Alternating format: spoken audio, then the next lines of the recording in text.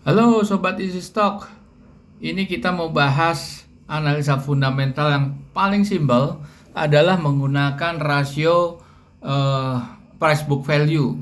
Ya ada dua rasio yang paling terkenal, yang paling sederhana adalah price earning ratio sama price to book value.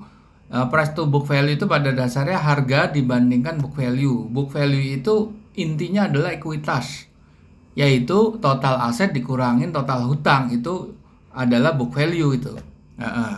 Oke, ini book value-nya di bawah setengah kali. Apa aja sahamnya? MDLN ini kalau nggak salah perusahaan dulu perusahaan Fuji Electric kalau nggak salah ya. Fuji Film kalau nggak salah. Kita lihat MDLN apa sih MDLN nih sekarang. MDLN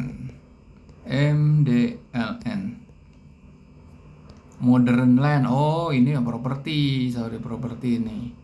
Kita lihat developer properti Modern Tangerang Country Club. Oke, dulu kalau nggak salah 7-Eleven ini. Oke, MDLN, Apex ini perusahaan oil company milik Jarum. Bicip nih apa nih Bicip nih? Kita lihat Bicip. Bicip nih apa? Perusahaan kayak properti juga kali ya.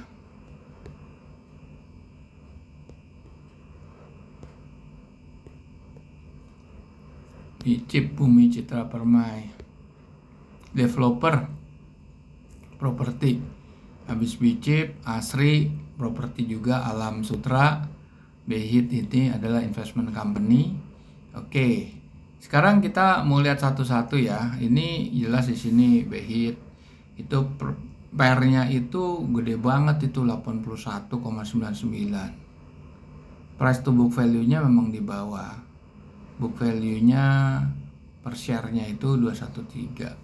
Harganya 64. Berarti murah ya harganya ya. Cash flow-nya sekian, cash flow per share. Jadi harganya itu di bawah book value. Book value-nya juga memang kecil tuh. Price earning ratio tapi tinggi sekali gitu. Berarti earningnya nggak bagus dong dia. Oke, kalau Asri price to book value per share-nya 491, harganya 177. Berarti kecil ya. Tapi cash flow per share-nya di bawah harganya. Net asset per share-nya itu di atas harga. Begitu Bicip. Nah, kita tidak akan menggunakan metode-metode fundamental seperti ini. Kita punya formulasi khusus yang kita ekstrak ya dari bukunya Benjamin Graham, Security Analysis dan Intelligent Investor. Dua buku ini pegangannya Warren Buffett untuk menghitung nilai wajar saham yang listed di bursa. Nah, metodenya Benjamin Graham itu sudah kita adopsi ke dalam aplikasi Easy Stock, dan ini sudah memiliki intellectual property right, dan yang disampaikan atau yang ditunjukkan di dalam aplikasi ini adalah perbandingan harga antara misalnya MDLN, harga pasarnya berapa, nilai wajar tertinggi dan terendahnya berapa. Untuk bisa mempermudah mendalami pelajarannya Benjamin Graham, ada buku e-book, itu summary daripada buku Intelligent Investor. Dan satu lagi gurunya Warren Buffett adalah Philip Fisher, bukunya Common Stock and Uncommon Profit. Dua buku ini bisa diperoleh di Tokopedia, Gramedia.com, dan Google Playbook. Warren Buffett mengikuti 85% Benjamin Graham dan 15% Philip Fisher. Sekarang langsung kita buka aja. Nah, aplikasinya seperti ini. Mungkin di Google Play Store belum kita upload lagi karena kita masih dalam trouble di security. Sekarang kalau Anda ingin request link, silahkan kirim, nanti kita kirim share linknya dan bisa dipandu oleh staff Easy Stock. Oke, kita buka Berindah Indonesia. Kita buka pertama MDLN ya. MDLN, Modern Land. Ini harganya 100. Kita lihat dulu ya harganya MDLN.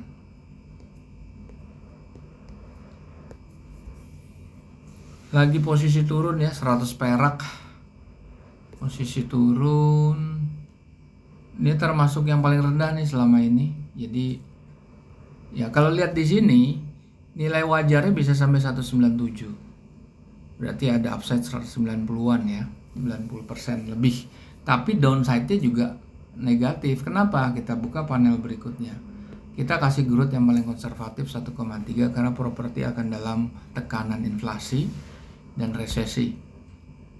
Di sini kenapa itu nilai wajar yang satu negatif, satunya bagus 197, jadi upside-nya ada 97 perak. Nah, kalau kita lihat di sini net current asset-nya tidak bisa menutup utang jangka pendek, artinya ada defisit working capital sekitar 900 miliar. Nah, kalau suruh nutup utang jangka panjang yang 5,8 triliun, makanya nilai wajar terendahnya langsung ngedrop ke nilai negatif. Nah, kita sekarang lihat financial ratio-nya. Return on equity-nya 7,78 atau katakan 8%, full year-nya kira-kira di angka 16% kurang. Debt to equity-nya udah di zona merah karena di atas 1 udah zona merah. Nah, ini ada yang tidak masuk akal atau anomali, profit margin-nya lebih tinggi dari gross margin. Artinya ada pendapatan lain-lain yang masuk di situ. Nah, makanya di sini kita lihat kalau cash flow net income-nya itu 700 miliar, free cash flow-nya cuma 550 miliar. Nah, ini working capital juga lemah di bawah 1 ya.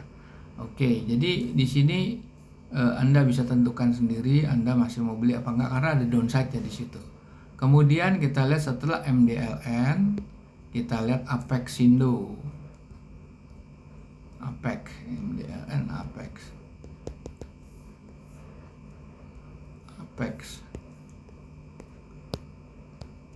Kita lihat dulu Apex. Oke, sini Apex juga lagi posisi turun, dari turunnya nggak kira-kira, turun di pangkal lebih dari 10 kali lipat. Apexindo sekarang di 350. Apexindo memang bisa nilai wajarnya bisa sampai 1.200, sekarang posisi di 350. Tapi posisi downside-nya bisa dalam sekali. Oke, di sini current asset-nya 870 miliar. Dia bisa nutup utang jangka pendek sehingga surplusnya sekitar hampir 600 miliar. Tapi kalau suruh nutup utang jangka panjang yang 3 triliun pasti defisit. Akhirnya dengan cash flow yang cuma 282 miliar tidak sanggup menutup beban utang jangka panjang, maka dia negatif. Kalau kita lihat return on equity-nya buruk, tidak sampai 1%. Debt to equity-nya di zona merah, profit margin-nya tipis cuma 3,1%. Tidak menarik di sini. Masih bagus MDLN gitu. Oke, kita lihat setelah Apex kita lihat BCIP coba ya. BCIP. Kita lihat BCIP di harganya berapa nih BCIP. Oke, bumi. Lagi turun ke level dari 1.400 turun ke 60 perak, luar biasa. Kita lihat BCIP. Memang sisa sampai 360 tapi tidak mungkin sampai 1.400. Ini udah digenjotnya luar biasa nih. Oke. Tapi ada downside-nya, penyakitnya begini semua, berarti penyakitnya di hutang, di balance sheet-nya lemah. Nah, ini small cap ya.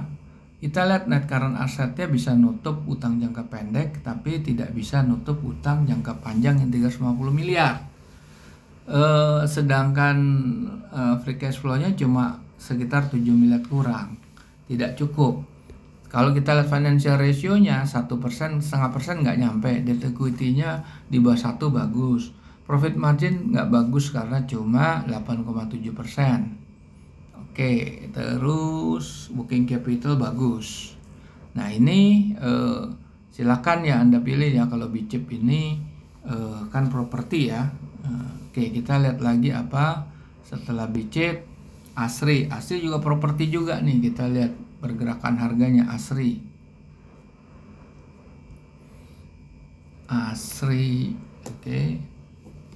Turun juga ke 172 dari level 1160.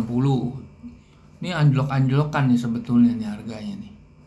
Dari 1000-an ke level cuma 170 perak. Oke, ASRI, kita lihat ASRI.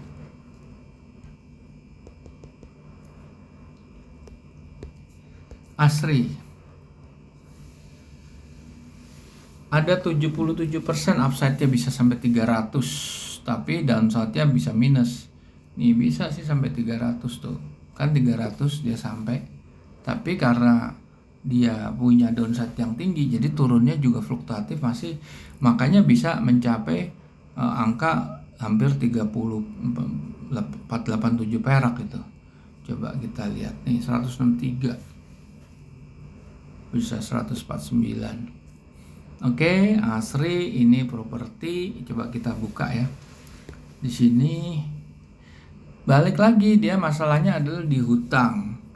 Net current assetnya 2,6 triliun dikurang 3,12 triliun, artinya dia defisit working capital.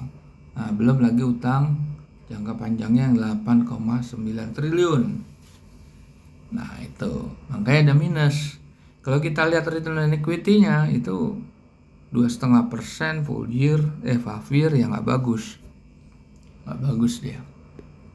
Nggak sampai benchmark 10%, debt to equity zona merah, profit margin agak lumayan di atas benchmark 10%, working capital di bawah 1 kurang bagus. Oke, sekarang kita lihat abis ASRI, kita lihat BHIT yang terakhir. Kita lihat BHIT.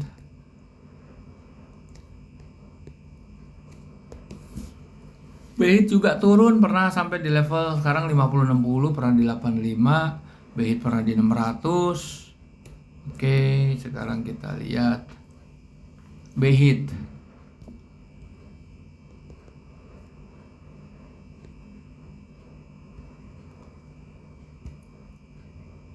Ini minus semua nih tuh. Karena apa? Net current assetnya 12 triliun. Dia akan defisit working capital 6 triliun, 5 triliun lebih. Ditambah utang jangka panjang 7 triliun. Sedangkan free cash flow-nya yang lumayan 1,5 triliun tetap nggak bisa ngangkat ternyata. Tetap negatif. Kalau financial ratio-nya profit margin bagus, return on equity jelek, working capital juga di bawah 1. Makanya BHIT ini kurang bagus di sini tuh kan. Jadi begitu para pemirsa, jadi analisa fundamental yang hanya murni menggunakan price to book value itu kan hanya menyoroti kondisi balance sheet, tidak melihat profitability-nya. Kalau price earning ratio, dia akan mengabaikan balance sheet, hanya fokus kepada earning. Nah, inilah kelemahan-kelemahan suatu analisa fundamental yang sederhana. Sedangkan analisa Benjamin Graham itu kompleks sekali yang sudah diadopsi ke dalam aplikasi Easy Stock. Oke, kita jumpa lagi di lain kesempatan.